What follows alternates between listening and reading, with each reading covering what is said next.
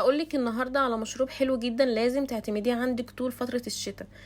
طبعا كلنا كبار وصغيرين بنتعب طول فترة الشتاء ولازم نعتمد المشروب ده عندنا، وهو اليانسون بالعسل. هناخد كل يوم منه على الأقل كوباية في اليوم.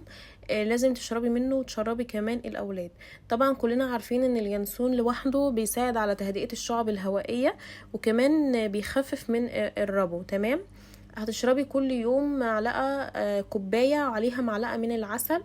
ولازم تكوني متأكدة من مصدر العسل بتاعك ان هو عسل طبيعي مش مخلوط بأي حاجة، لان العسل طبعا كويس جدا في تخفيف التهاب الحلق، وكمان بيخفف السعال. وطبعا كلنا عارفين ان العسل مضاد للالتهابات والبكتيريا.